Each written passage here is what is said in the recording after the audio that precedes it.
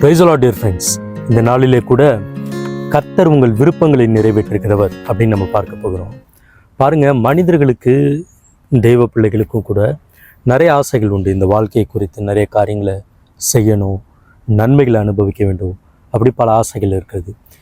அதுக்காக என்ன பண்ணுறாங்க, ஒரு குறிப்பிட்ட நோக்கத்தோடு ஒரு திட்டத்தோடு முன்னேறி செல்கிறார்கள். கர்த்தர் உங்களுடைய நோக்கங்களுக்கு, உங்களுடைய விருப்பங்கள், ஆசைகளுக்கு எதிரானவர் கிடையாது.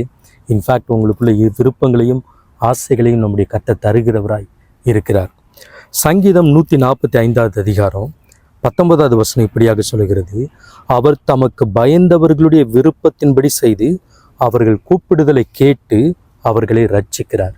பார்த்தீங்களா, தமக்கு பயந்தவர்களுடைய விருப்பத்தின்படி அவர் செய்கிறாரா, அவர்கள் கூப்பிடுதலை கேட்டு அவர்களை ரட்சிக்கிறாரா.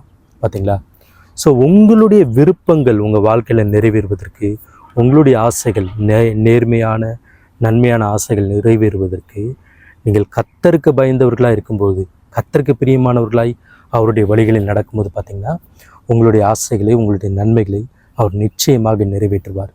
அதில் எந்த மாற்றமும் இல்லை. குறிப்பாக கிறிஸ்தவர்களுக்கு ஆபிரகாமின் ஆசீர்வாதம் இருக்கிறது. நம்மை ஆசீர்வதிப்பதே அவருடைய பிரியமாக இருக்கிறது.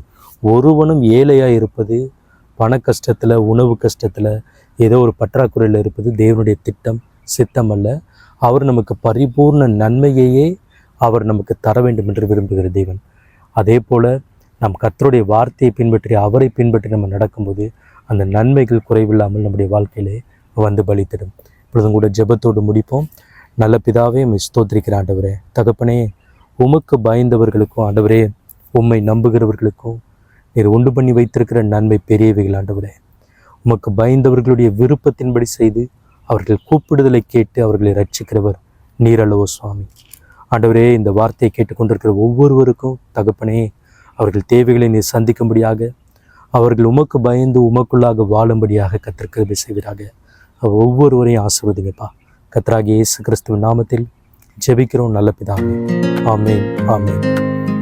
God bless you. God be with you.